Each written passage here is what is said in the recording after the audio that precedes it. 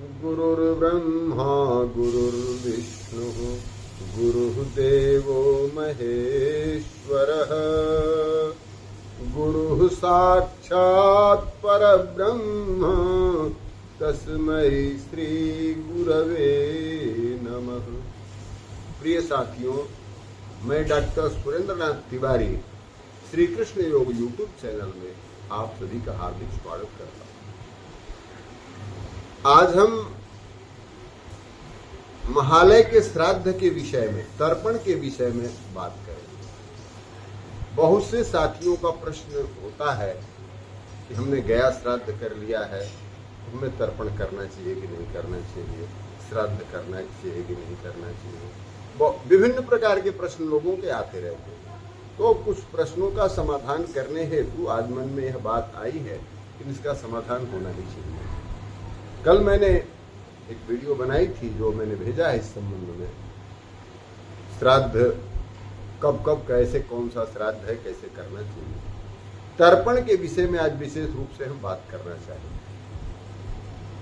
मानव जीवन में 3 प्रकार के मुख्य ऋण हैं: देव ऋण, ऋषि ऋण और पितृ ऋण।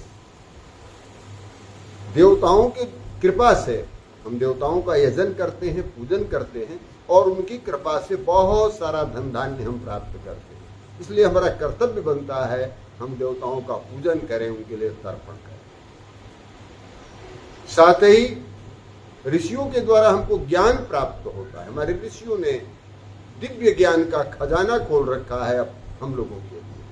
उसी से हम सारे संस्कारों को ग्रहण करते हैं, विद्या ग्रहण करते हैं, इसलिए उनका भी ऋण हमारे ऊपर। तीसरी बात, पितरों ने तो हमको अपना सर्वस्व दिया, हमको जन्म दिया, साथ ही शिक्षा, दीक्षा, आरोग्य की सारी व्यवस्था उन्होंने की है। जीविका की भी व्यवस्था उन्हीं के माध्यम से हुआ, इसलिए उनका तो बहुत बड़ा ऋण हमारे ऊपर। इन तीनों ऋणों से पूर्ण होने का एक ही साधन है। वह साधन है कि इस पितृपक्ष में हम देवताओं को, ऋषियों को और पितरों को तर्पण से संतुष्ट करें, ताकि अपने ऋण से हम पूर्ण हो सकें। तो आइए हम किस प्रकार से देवताओं का तर्पण करेंगे, ऋषियों का तर्पण कैसे करेंगे और पितरों का तर्पण कैसे करेंगे, इस संदर्भ में बात करेंगे। सबसे पहले इसकी एक तैयारी करनी चाहिए। एक छोटे से पात्र में, किसी डिबिया में या डिब्बे में या किसी छोटे से बर्तन में थोड़ा सा चावल, जिसको अच्छत बोलते हैं, बिना टूटा हुआ चावल, और जौ बिल्कुल साफ सुथरा हो, उसमें कीड़े ना हो, और अच्छी तरह से देख करके काली तिल भी जिसमें कीड़े न पड़े, उसको साफ सुथरा करके अपने पास रख लेना चाहिए। एक बड़े से बर्तन में जल की व्यवस्था कर लेनी चाहिए। जल भी लेकर के रख लेना, स्वच्छ जल, गंगा जल, जो भी उपलब्ध हो सके वह जल भी भर करके रख लेना चाहिए। यदि घर पर कर रहे हो तो, गंगा जी में कर रहे हो तो वहां पर्याप्त मात्रा में जल उपलब्ध। घर पर कर रहे हो तो इन सामग्रियों को रख लें, अपने पास में सफेद पुष्प रख लें, सफेद चंदन रख लें, सारी वस्तुओं को रख करके अपने पास रखें। कुश का बड़ा महत्व है। श्राद्ध काल में कुश का बहुत बड़ा महत्व है। और कुश यदि अमावस्या के दिन का निकाला हुआ है, कुश 1 महीने शुद्ध माना जाता है, उसका प्रयोग किया जा सकता है। और एक अमावस्या जिसको भादों की अमावस्या कहते हैं, उसका नाम ही है कुशोत्पाटिनी अमावस्या। उस दिन यदि कुश ग्रहण किया गया है, निकाला गया है, 1 वर्ष पर्यंत उसका प्रयोग किया जा सकता है। लेकिन सामान्य दिनों में जिस दिन आप कुश निकालते हैं, 1 दिन के लिए वह शुद्ध होता है, उसी दिन उसका प्रयोग करना चाहिए। तो हम इन सारी सामग्रियों को लेकर के बैठ जाते हैं। सबसे पहले देवताओं के लिए हम देव तर्पण करते हैं। देव तर्पण के लिए हमको पूरब दिशा की तरफ मुंह करके बैठना चाहिए और जनेऊ को सभ्य रखना चाहिए। जनेऊ सीधा जैसे पहनते हैं प्रतिदिन, जनेऊ को हमें बाएं कंधे पर रखना चाहिए, उसको सीधा कहते हैं। इस प्रकार जनेऊ, और हाथ में कुश लें, कुश की पवित्री पहले बनाएं और कुश की पवित्री धारण करें दोनों हाथों में, कुश की पवित्री धारण करें। फिर थोड़ा सा कुश और थोड़ा तिल ये अपने हम कटित प्रदेश में एक जगह खस लेते हैं, वो बाईं तरफ इस तरह से बैठ जाते हैं। और बैठने के बाद एक कुश जो त्रिकुश है उसको अपने हाथ में सीधा रखेंगे, पूरब की तरफ मुंह करके कुश को बिल्कुल ऐसे सीधा सामने, कुश का अगला भाग सामने रहेगा, ऐसे रख लेते हैं। और जल लेते हैं, जल हाथ में ले करके, और जिन जिन देवताओं के नाम से तर्पण करना है वो उन देवताओं को तर्पण करेंगे। तो हाथ में अक्षत लेकर के, पहले अक्षत, एक पात्र में अक्षत ले लेते हैं, उसमें जल ले लेते हैं और हम अपने देवताओं का आवाहन कर लेते हैं। आवाहन करने के बाद जल देने के लिए तैयार होते हैं। तो त्रिकुश को आगे रख करके अपने अंगुलियों के अग्रभाग में, और हम जलांजलि देते हैं, एक एक देवताओं को याद करके एक एक अंजलि जल उनको देते हैं। ये तो हमारे देव तर्पण की विधि। अब ऋषि तर्पण की विधि क्या है? तो ऋषि तर्पण में हमारी दिशा हो जाएगी उत्तर दिशा। उत्तर दिशा की तरफ मुख कर लेते हैं। जनेऊ को किसी एक कंधे पर नहीं रखेंगे, दोनों कंधे पर रख करके माला की तरफ पहन लेते हैं।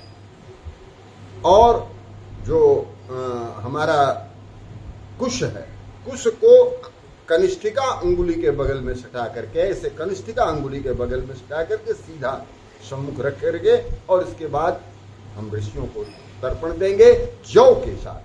जौ रखते हैं और जौ के साथ तर्पण करते हैं। इस प्रकार से जब ऋषि तर्पण हो जाता है तो ऋषि तर्पण के बाद हम फिर अब दक्षिणाभिमुख होते हैं, और दक्षिण की तरफ मुंह करके जनेऊ को अपसभ्य करते हैं, अर्थात जनेऊ को हम दाहिने कंधे पर रखते हैं और दाहिने कंधे पर रख करके अपसभ्य होकर के बैठते हैं।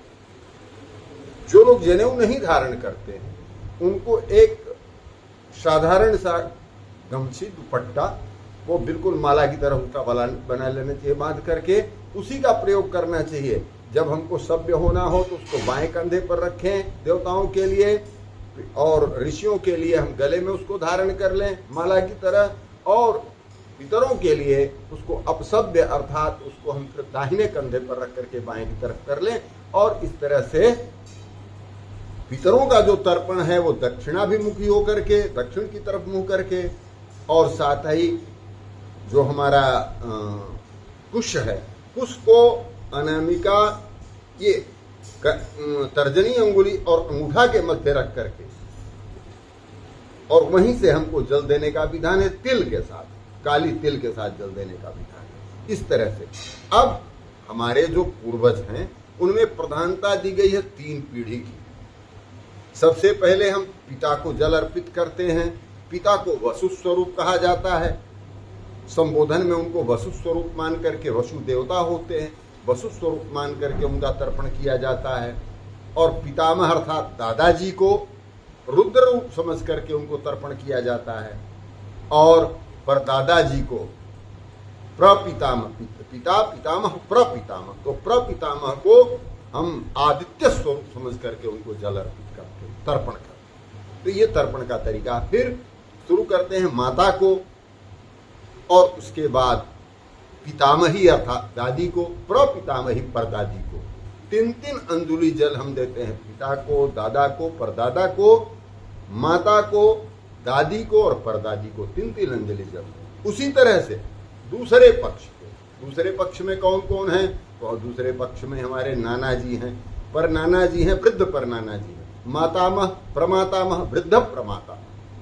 तो नाना जी को, उनके लिए संज्ञा वसु स्वरूप है, पर नाना जी के लिए संज्ञा रुद्र स्वरूप है, और वृद्ध पर नाना के लिए जो संज्ञा है वो आदित्य स्वरूप। उसी तरह से नानी के लिए, पर नानी के लिए, वृद्ध पर नानी के लिए, इस पक्ष को भी, द्वितीय पक्ष को भी 3-3 अंजलि जल सबको देंगे। इसके पश्चात हमारे चाचा हों, ताऊ हों, और भी जो हमारे परिजन जो हमारे मध्य आज नहीं है, शरीर छोड़ चुके हैं, उनके लिए एक एक अंजलि जल तिल के साथ देते हैं। इस तरह से श्राद्ध करने का विधान